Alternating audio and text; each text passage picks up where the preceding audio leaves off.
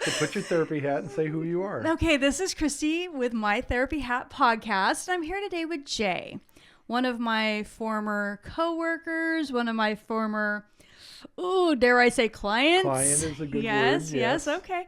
So Jay, why don't you go ahead and introduce yourself and how you know me and our experience together? Well, my name is Jay Johnson. Is that close enough? Yeah, there you go. I'm not used to holding a microphone, so that's weird for me.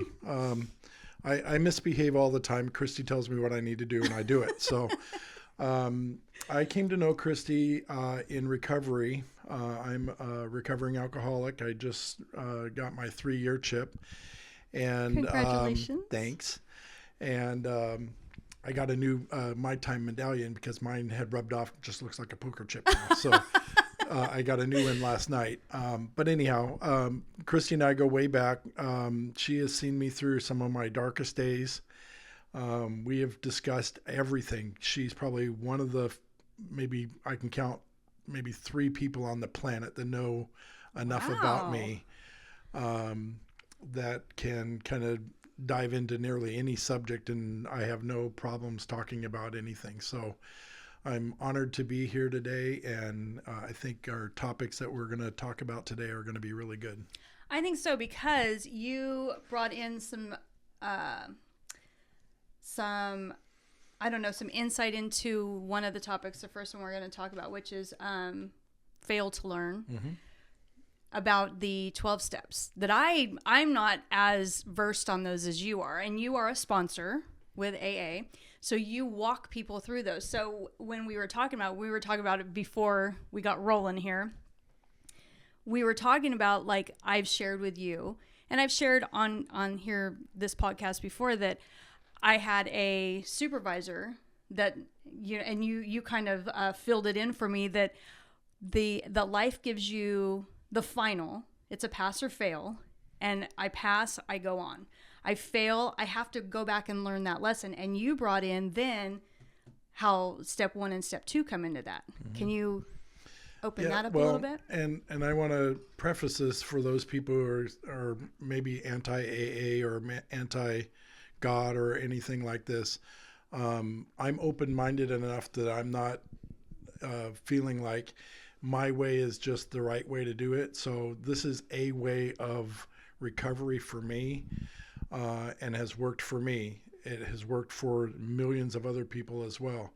Not discounting that, not discounting any other way. But I will say that if you can find the gold nuggets of each of the steps that work for you, then this will work. So with that prefaced, I can go into that. Finding failure in the things that we do gives me the idea that there's things that I can't do. And that's kind of the first step. I have to admit that I'm powerless over blank.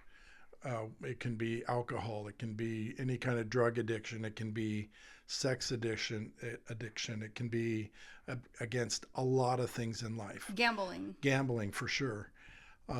So a lot of the things that people say are addictive or that kind of personality, we have to admit that we failed over this, and how are we going to do that?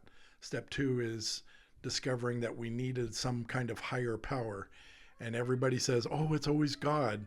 Well, it might not be the God of the Bible. It might be Buddha. It might be Eastern religion. It might be anything that makes you not in control of, but that thing can have control of. And there are a lot of different acronyms. We discussed GOD with another colleague that we used to work with. And what was that? His was God of Desperation, God or of Desperation. Gift of Desperation. Gift Sorry, of and that was his Desperation. God. Yeah. And I explained that to someone that we both work with as well, who kind of scoffed at that when I said his GOD is Gift of Desperation. And like I said, he scoffed at that. And I said, no, it's his gift of desperation to keep his family intact, to keep his addiction under control, to keep, his livelihood going. All these things, he's desperate. And his gift of that is looking at it each day and saying, I've still got that. I've still got that. I can do better. That's his gift of desperation. And you and I also talked about, and I said, and this person gave me the right answer because so it's not that you can fail therapy, No. but you can absolutely give me a right answer to where we don't have to go on about it. But I asked this person, so do you believe that, like, the doorknob can be your higher power? This person said no. And I was like, kudos. No. And why not? Because you can manipulate a doorknob. I can turn a doorknob. Yeah. I can manipulate that. And that's one of the things, again, with addiction is addicts are so used to being in control. Mm-hmm. And so, again, being in control, we have a lot of failure in that too. Right. There's a lot of failure in control. Right. But I also want to say failure isn't just because you have an addictive personality or have addiction in your repertoire. We fail in life in a lot of different areas, and it doesn't necessarily have to be about addiction, but you can learn things from the Big Book or Narcotics Anonymous or these other things, because you're learning to deal with those failures, learning acceptance, learning how to be honest with yourself, willing to do whatever it takes to overcome that failure, and then how to be willing to change, because that's what failure really is you've got a hardwired thing that's not working and you fail at it, and that's what failure does, is break down that thing that you're so hardwired to do into smaller pieces that you can then work on to change. Well, and I wrote down, because I sent you my little notes. I make little notes before each segment, and a couple of the points that I wrote down was failure is a part of learning. In that failure, there's opportunities to identify weaknesses. Mm-hmm. And that's something that I struggled with. And I've shared probably with you, probably with anybody who's, heard about my traveling through my grad program.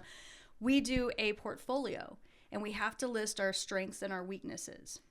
And strengths were easy for me. Mm-hmm. Weaknesses was very difficult for me to identify, for me to even address. And so I had to go to my professor, and we sat down, and thank God I was in a small enough group of people in my grad school that we took it into the class, because other people were struggling with this. And that's one of the things that he said was, this is an opportunity for you to identify these so you can work on them. Mm-hmm. So you can ask for help. That's what therapy is asking for help. Here's what I'm weak at. Here's what I failed at. Here's what I just don't get. Help me. Mm-hmm. So that's one of them, the opportunity to identify weaknesses. Process. There's a process that goes into, okay, I failed. Here's where I failed. Here's how I failed. Here's what it is. Here's why. Now how? There is the process. Mm-hmm. And if you sit with me long enough and you do therapy with me, yes, I know. Hours and hours. I don't know how you listen to this voice for so, oh my God. But there's the what, there's the why, how. And that's your process. And there's a grieving that goes into failure. Mm-hmm. We need to grieve these things. And, I hear people often, well, I'm angry, be angry. Well, I'm sad, be sad. And because we've talked about it too, there's 7 stages of grieving. I don't remember them right now. I will help people with that. I will get that. But we'll get a marker and put it on the wall. Well, I have it here somewhere. There's 7 stages, and traditionally 5. They broke one stage into 2. And so there's this grieving process. We have to grieve that. And I give the example of, even a kid losing a baseball game. There's a grieving that goes into that. Why? Because I've worked so hard at this. I practiced, I trained, I gave my best, and we lost. There's a grieving process that goes with that. And so we grieve, if we think about it, we grieve several times a day. Mm-hmm. When we fail. But what do? We just brush it off and we move on. It's when we really feel that failure that we really have to sit in that grieving. And there's nothing wrong with grieving. And grieving isn't linear. Mm-hmm. There's 7 stages. And this is one of the things that helped a client that I was working with one time understand that you don't just start at, step 1 and go all the way to the end. You bounce back and forth. Yeah. And that's part of this understanding your failure as well. And then there is, let me put my glasses on. Well, let me pause you here for a second too. Is that you said that you had to recognize your failures. Step 4 in the AA book and most of the anonymous books talk about finding out what are your defaults of character. I have the back of my book of all the character defects that I have, so I have it self-aware all the time. And I constantly have to kind of keep an eye on those, because those are my places where I feel like I need to grow. I need to learn. I need to learn from my failures. And they pop up at the weirdest times. And so it's something that, like you said, we have to grieve at times. When I fail at work, what did I do wrong? How can I change? What do I need to do differently? Do I need to make an amends? Maybe I just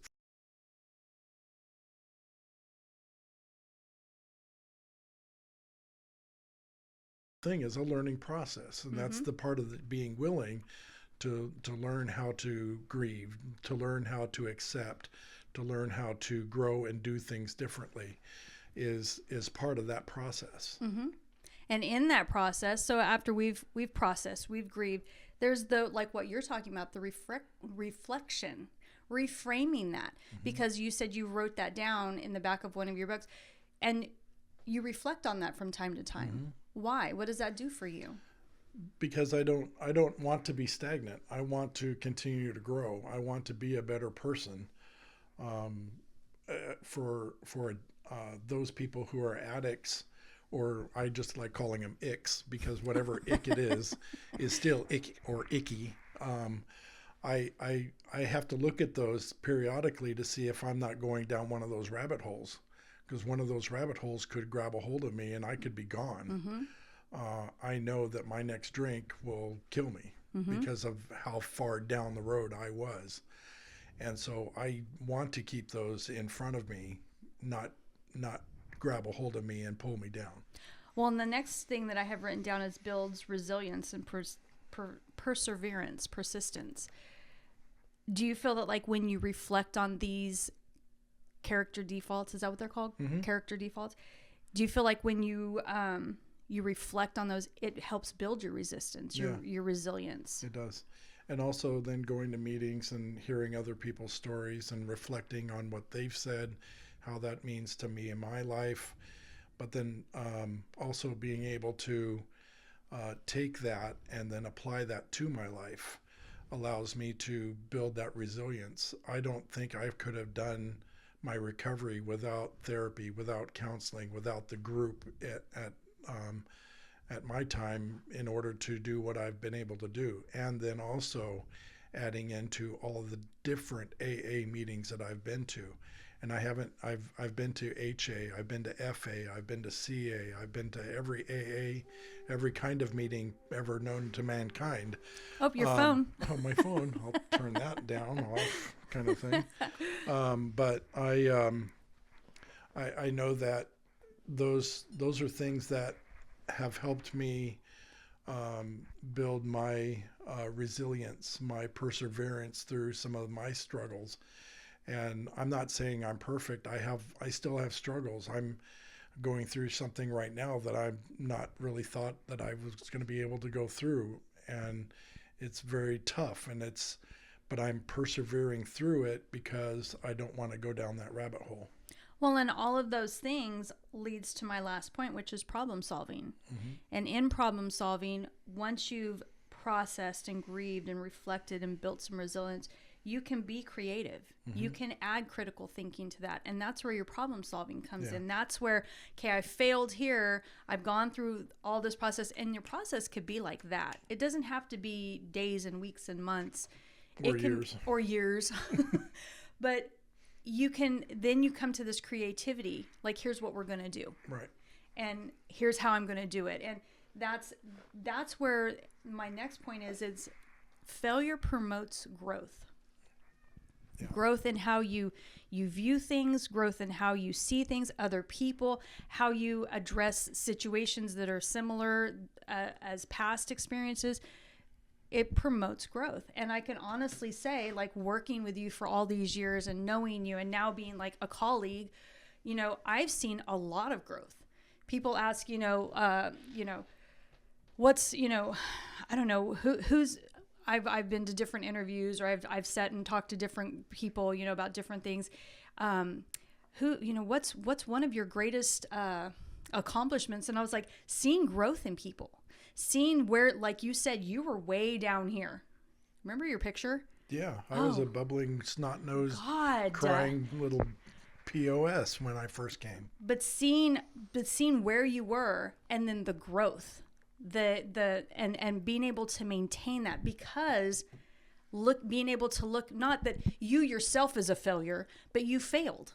Mm-hmm. That's what we have to do. And that's where, again, in recovery, and you've heard it a lot, I'm a piece of shit. No, you're not a piece of shit. I can't pick you up and throw you down the toilet. You did some shitty things. You may have failed. You're not a failure. Right. But you're a failure if you stay down there. Right. That's where you just, now you've learned to live in that mud and that gunk. Well, see, and that's kind of the point too, is that I've learned to live, and that's you the became hope. Resilient. Yeah. And that resilience, that learning to overcome that failure, learning to see what I need to do not to fail again, has built that resilience. Mm-hmm. And that's kind of the big point there, is no matter what you're going through, whatever failure you think you're living in, you can go through this. You can grieve. You can go through the process. You can learn from it and not regret the past, which is one of the promises. Mm-hmm. Not regret the past, but learn from it and not do it again.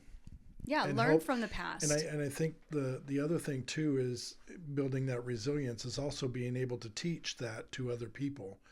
And that's the part of being a sponsor, or being just in a meeting with people that have first come in, is that I can share my story, and they can hear something that they can relate to from my failures, that they can learn from, and they can have hope that their failures don't have to drag them down a rabbit hole, that they can make it through this and move on.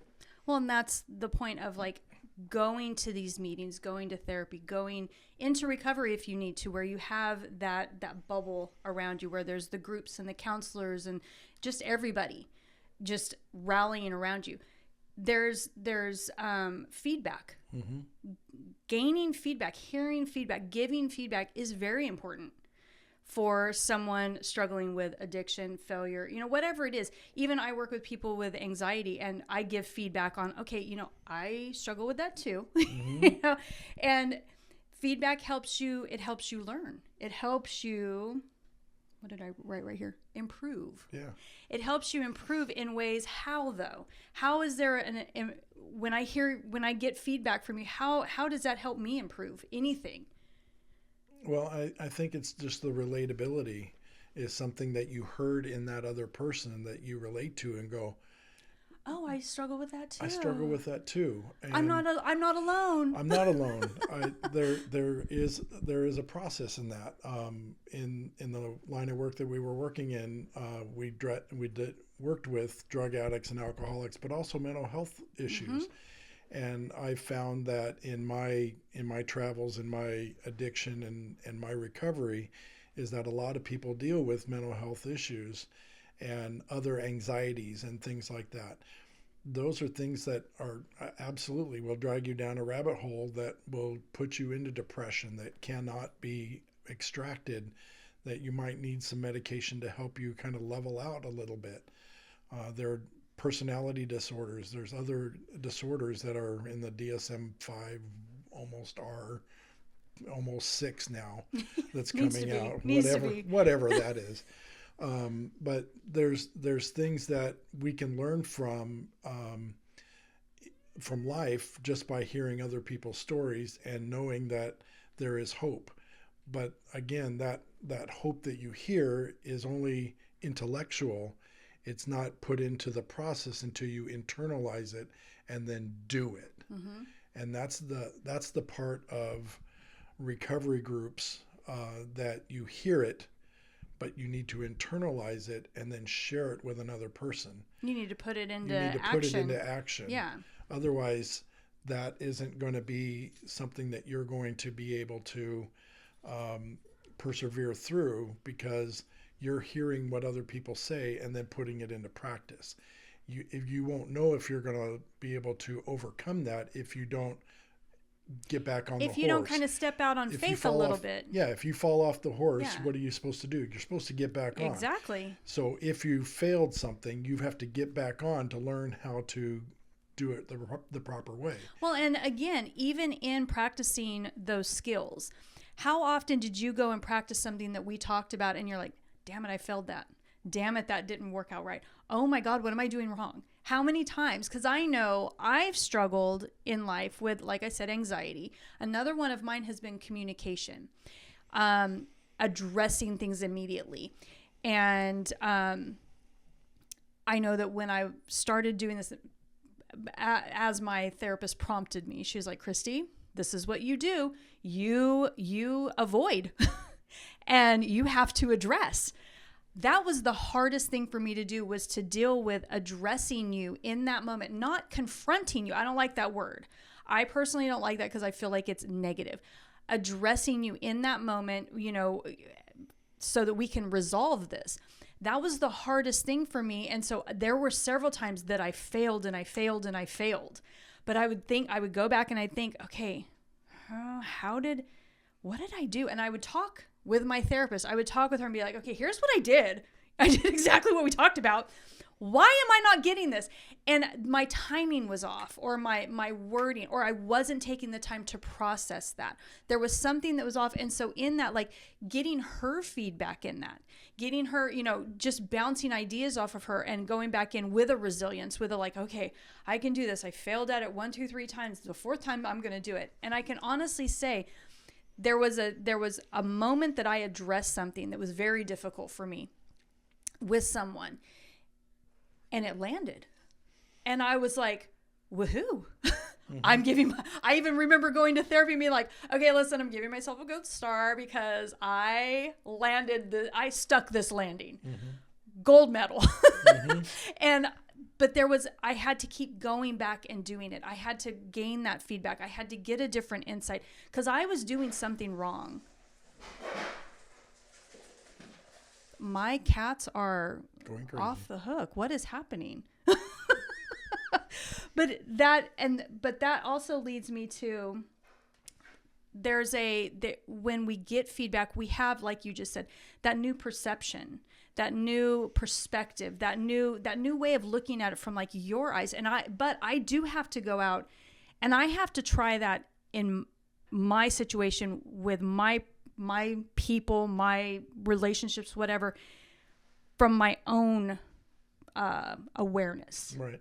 And if I can interject here, that's kind of the whole point of going to meetings and going to different meetings, but getting to know a group of people, kind of having like my chosen people, my chosen family is what I call it.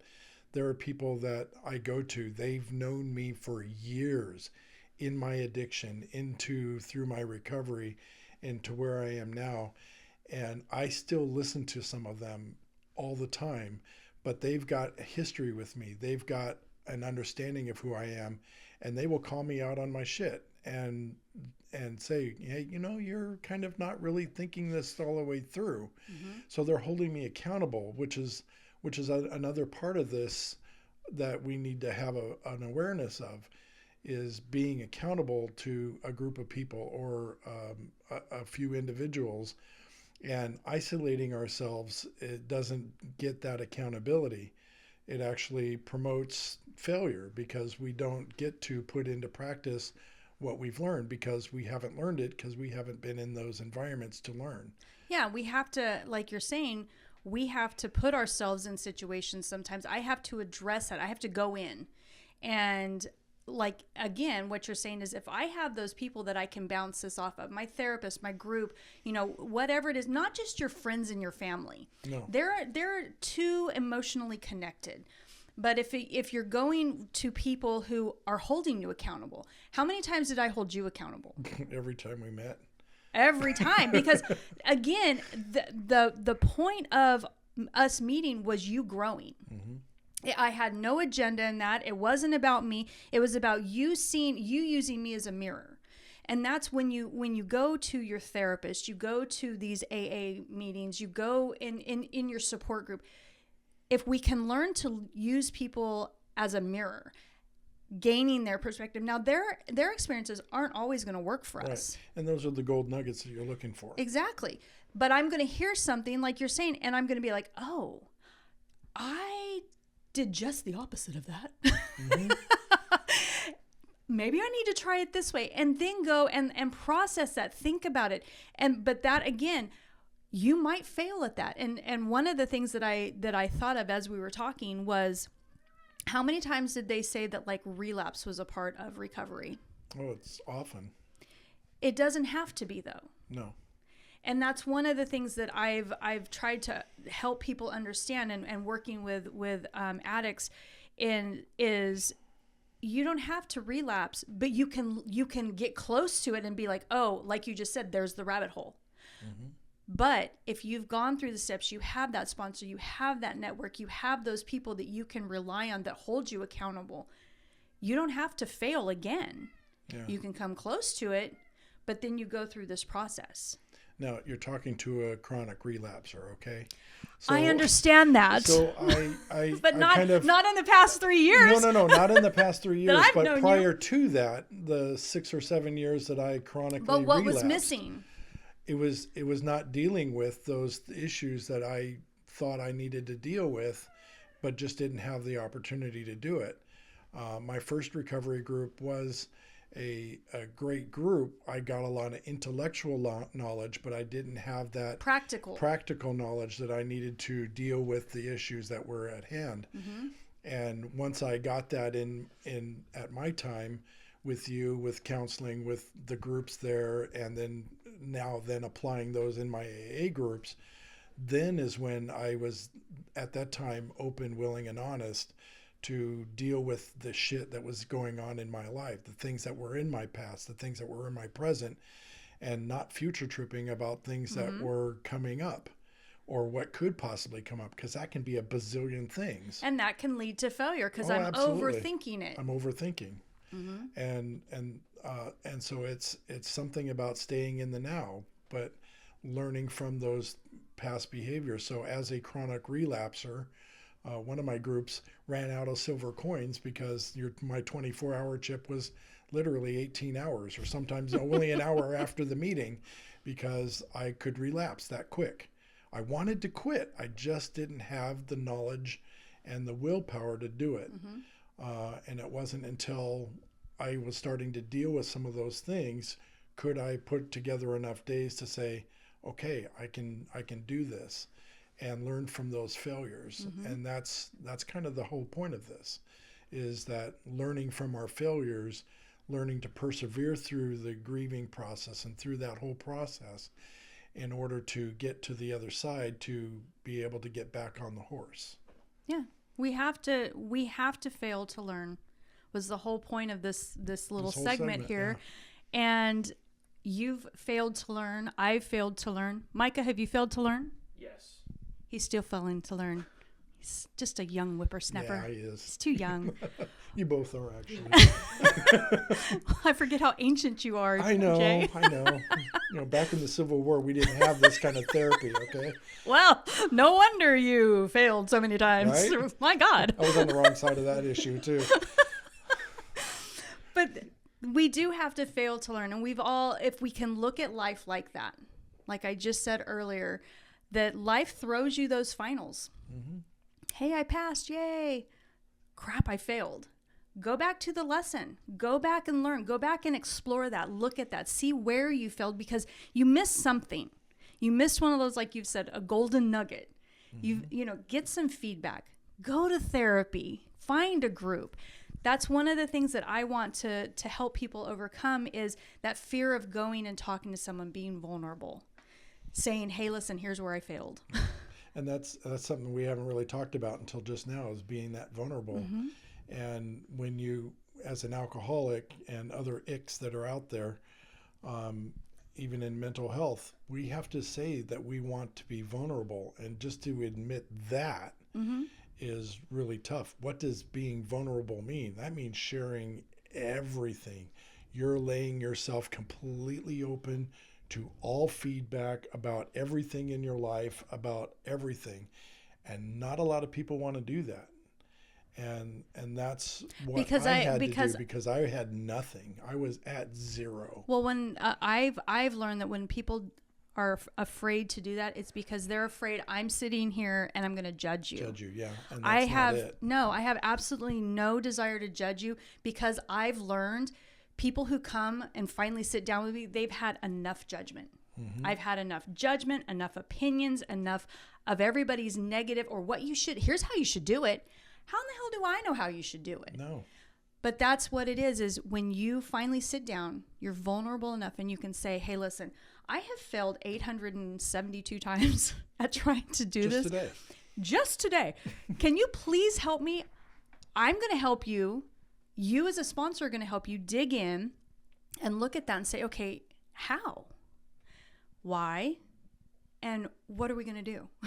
There's that process. There's it's what. Here's what I did. Here's how I did it. Oh, okay. Well, let's think about that. What are we going to do? There's the problem solving. There's where we always want to get to with a feeling of failure. I want to get to that creativity. I want to get to that problem solving. But in order to do that, I have to have these other things. Yeah. I have to process. I have to grieve. I have to reflect. I have to do a number of things. And then I can grow.